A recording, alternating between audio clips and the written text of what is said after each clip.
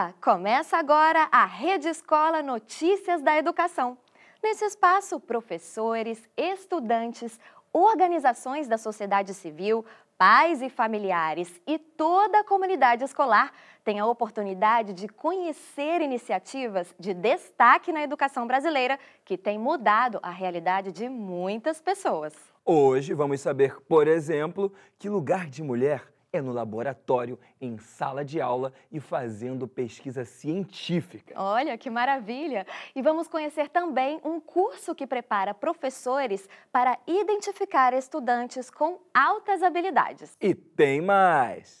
É tempo de estreia na TV Escola. Vamos saber um pouco mais sobre a nova temporada do programa Hora do Enem. E conhecer o Engenho Maçangana, um museu que fica no Cabo de Santo Agostinho, em Pernambuco, e que conta a história do abolicionista Joaquim Nabuco.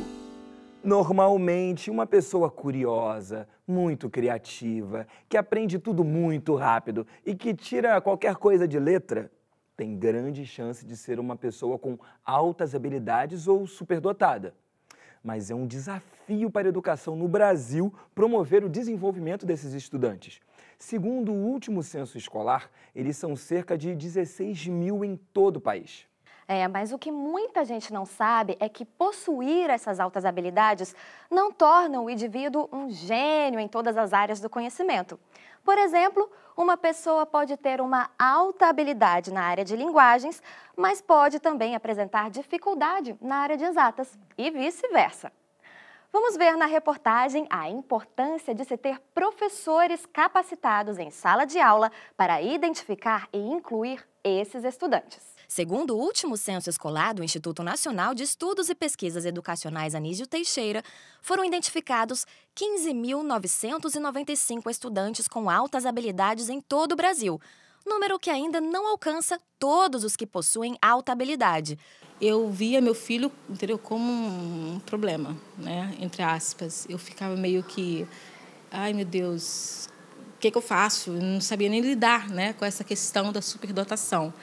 Até que eu fui procurada, aí fizeram uma entrevista com todos os pais, aí eu pude entender que não era problema. Muitas vezes o superdotado é confundido com hiperativo, porque o superdotado ele tem grande interesse, pode apresentar interesse em várias áreas, então ele quer conhecer um pouquinho de cada, ou porque ele se sente entediado ou desinteressado dentro de sala de aula, e aí, com isso, ele pode ser entendido como bagunceiro ou agitado. O Instituto Rogério Steinberg é uma organização sem fins lucrativos que identifica jovens socialmente vulneráveis, mas com altas habilidades e superdotação, e trabalha no desenvolvimento desses alunos com oficinas paralelas às aulas escolares.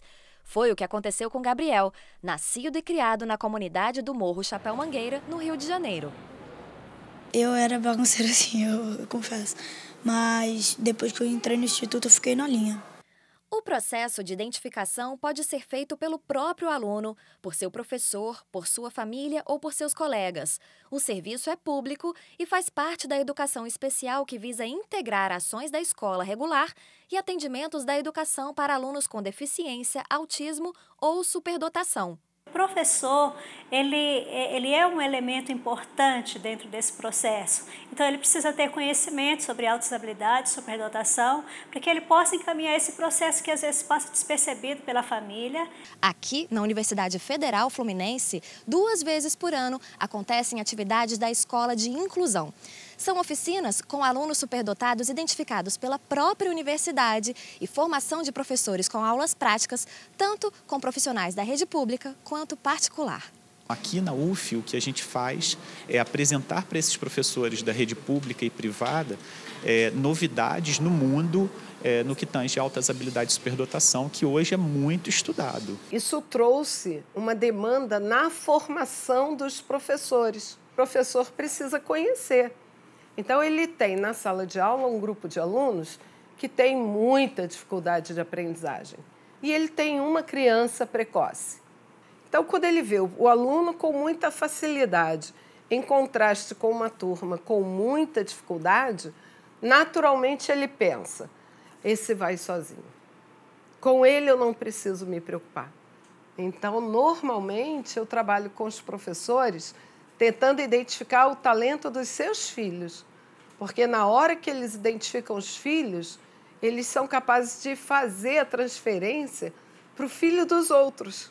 Eu vim a essa oficina para aprender um pouco mais sobre educação inclusiva, porque as escolas recebem esses alunos, para saber mais sobre altas habilidades, conhecer cada tipo de criança, no que a gente pode ajudar, reconhecer algumas características. Além de a gente aprender sobre autoconhecimento, a gente está falando da nossa personalidade, né?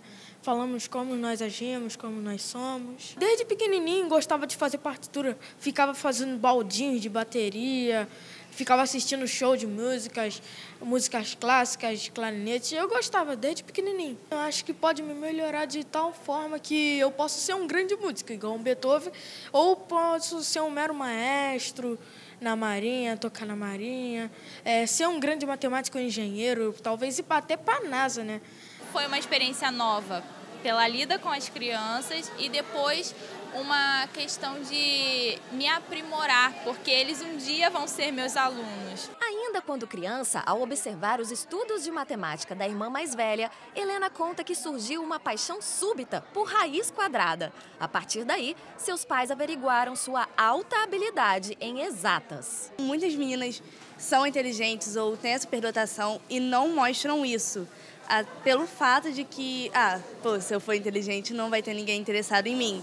E também, a gente estava discutindo isso numa das oficinas, os próprios professores tendem a não perceber quando as meninas têm uma aptidão, e sim quando os meninos têm. Superdotado, o que você acha que é? Super mega legal. Porque a gente aprende mais coisas e também eu queria que todo mundo fosse assim, né? Todo mundo aprendesse as coisas muito rápido. Mas só que né, não é assim que as coisas acontecem.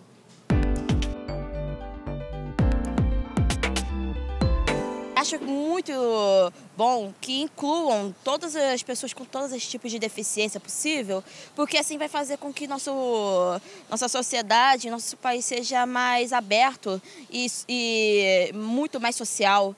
Antigamente, essas crianças eram isoladas, então ela não tinha o convívio social nem o aprendizado. Hoje ela tem condições de aprender com as outras crianças. Então ela se desenvolve emocionalmente, intelectualmente e o aprendizado.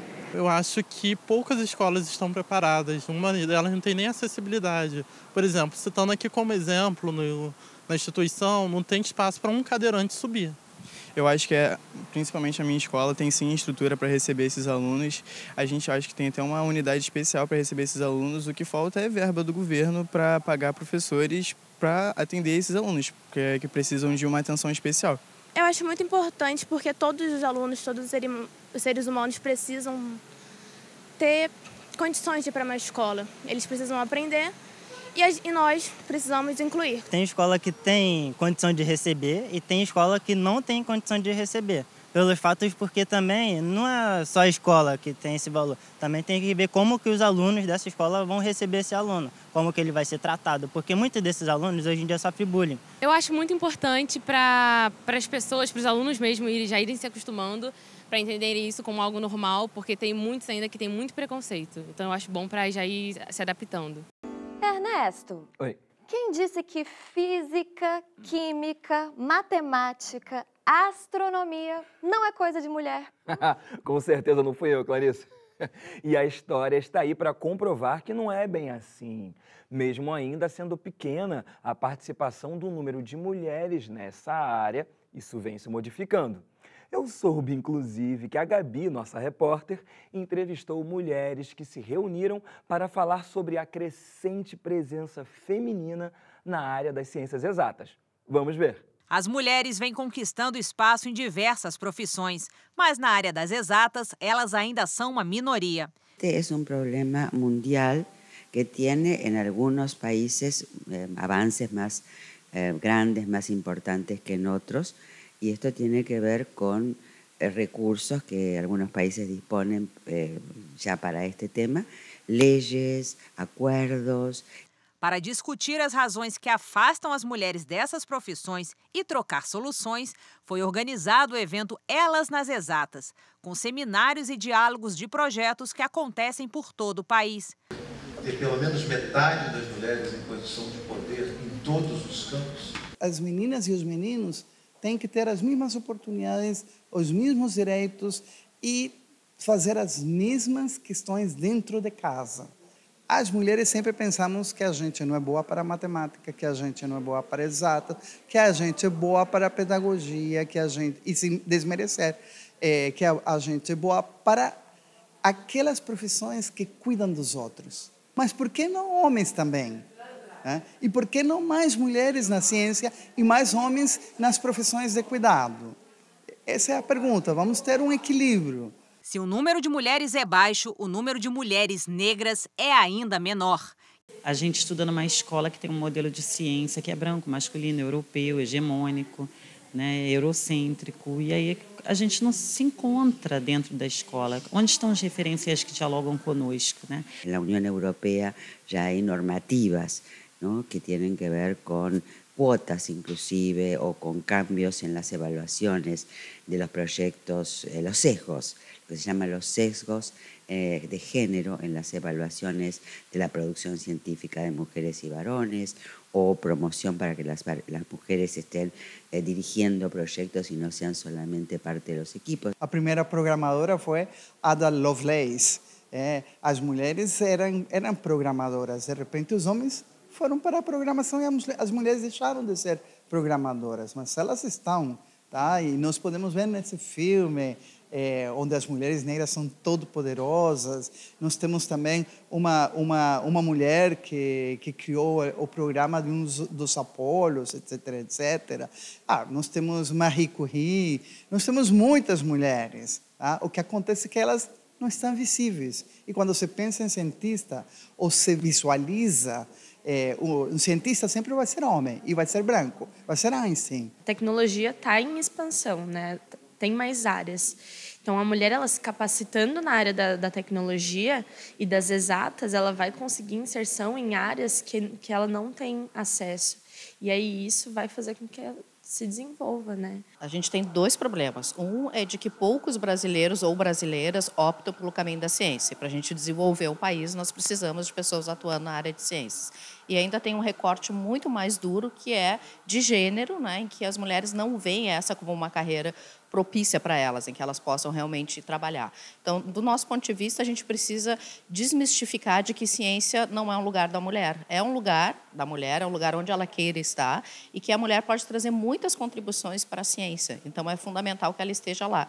E, para isso, nós precisamos ir para a escola, desde as primeiras séries, as séries iniciais, para trabalhar a autoestima das meninas e para mostrar que existe uma variedade de opções de profissão e que a ciência é curiosidade, é investigação, é viver de forma incrível, né, o dia a dia e o mundo, e que é uma carreira incrível para as meninas também.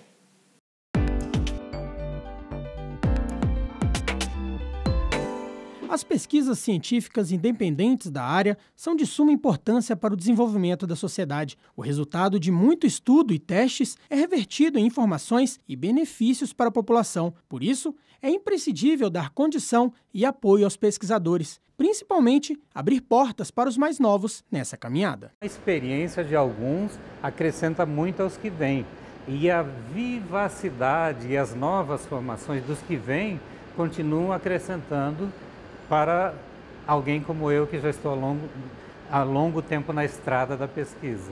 A Diana, por exemplo, com o auxílio de uma bolsa da CAPES, consegue focar apenas na pesquisa e ter mais experiência no trabalho com biocombustíveis. Essas bolsas são muito importantes porque são elas que vão nos dar o auxílio para a dedicação exclusiva para a pesquisa.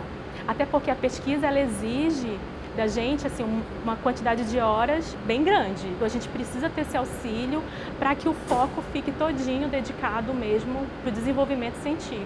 E é isso que a CAPES e o CNPq, apoiados pela Embrapi e pelo Instituto Evaldo Lodge, o IEL, buscam fazer com o lançamento da chamada pública de bolsas para o programa Talentos da Inovação. Visa auxiliar e capacitar profissionais voltados para atividades vinculadas à inovação industrial. São várias áreas trabalhando conjuntamente para que profissionais se insiram no mercado de trabalho de uma forma mais consolidada, com a sua experiência acadêmica e já existente. Serão investidos R$5,5 milhões nessa iniciativa. O programa abrange 27 áreas de competências e financiará até 3 bolsas por projeto aprovado nas modalidades Bolsa Jovens Talentos Nível A, no valor de R$ 7.000 por mês, e Jovens Talentos Nível B, com bolsa mensal de R$ 4.100 por até 1 ano. Esse profissional ele vai trabalhar junto com um projeto de pesquisa em desenvolvimento na unidade Embrapi, em situações, em atividades de pesquisa prática voltada para a inovação. Podem participar do projeto pessoas que já tenham participado de programas da CAPES ou do CNPq e que as áreas de concentração ou linhas de pesquisa estejam relacionadas às competências tecnológicas descritas no edital. A inscrição é gratuita e pode ser feita no site inscrição.capes.gov.br até o dia 30 de abril.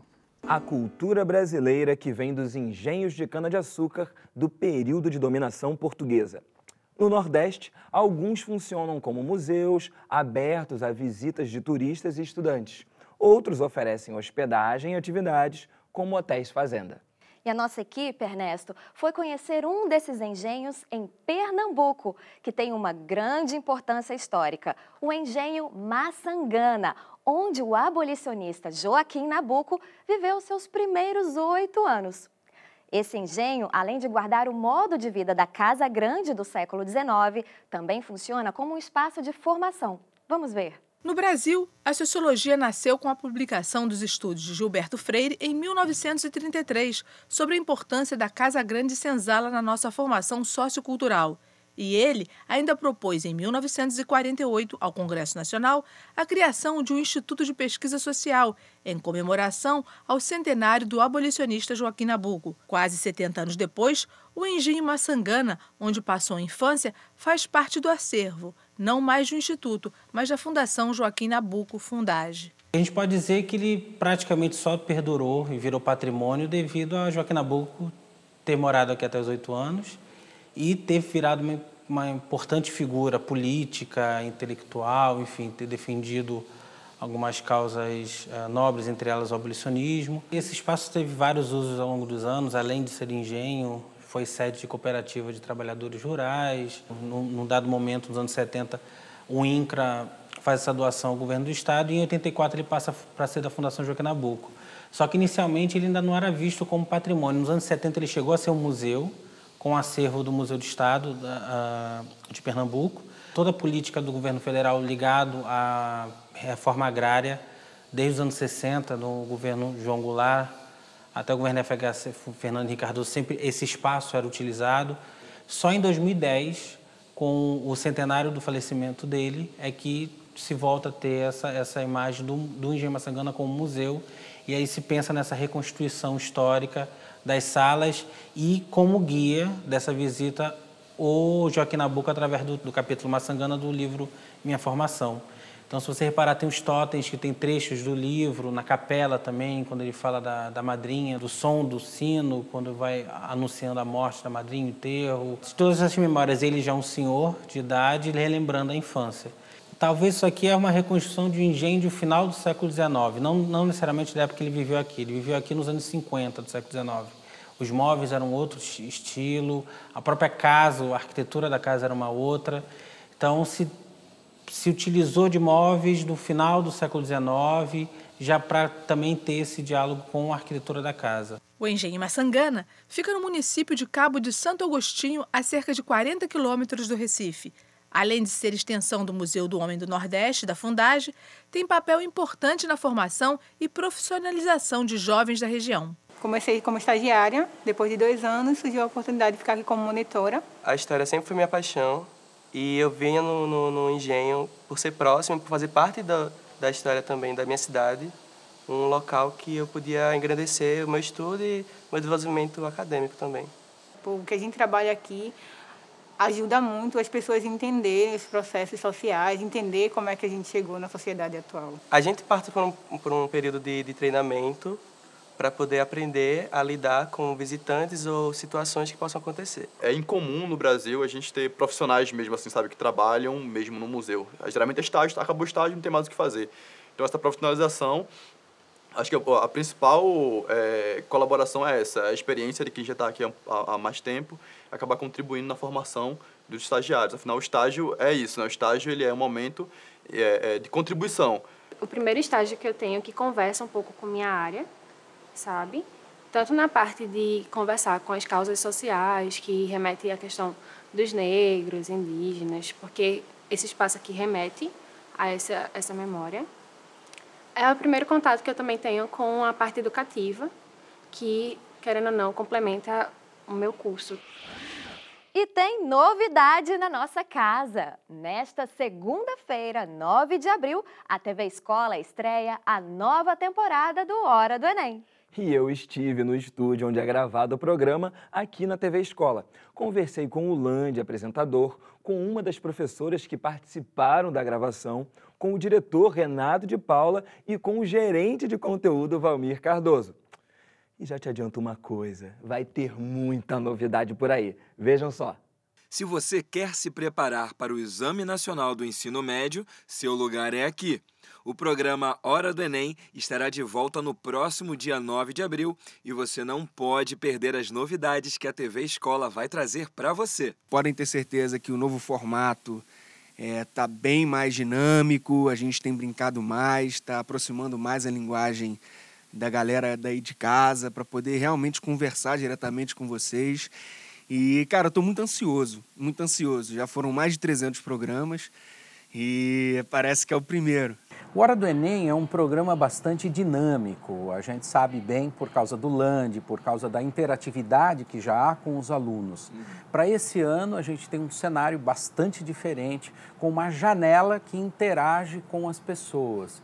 Então, as pessoas, os estudantes, as pessoas que veem o programa, podem mandar as imagens das janelas que elas frequentam. Nessa nova temporada, ele continua com a mesma qualidade que a gente buscou nos 2 últimos anos e resolvendo questões do Enem, entrevistando pessoas das mais variadas áreas, mas sempre contribuindo para a educação, mas com uma nova cara, uma nova roupagem. Assim, a gente está com um cenário mais bacana, o cenário aumentou, a gente ganhou mais interatividade. Aqui eu tive retorno de levantamento de pessoas de regiões super distantes que talvez não tenham a oportunidade de frequentar um curso regular, não tenham acesso dessa forma e conseguem estudar por conta própria com esse apoio. Então, nesse sentido, eu acho o programa sensacional. Tá vendo só? Literatura tem tudo a ver com a época que acontece. Hoje, por exemplo, com a importância cada vez maior das periferias e das favelas, é bom ficar de olho nos autores que vêm daí. Agora, então vou passar o microfone para você. Convido o público para assistir a nova temporada da Hora do Enem. Show de bola.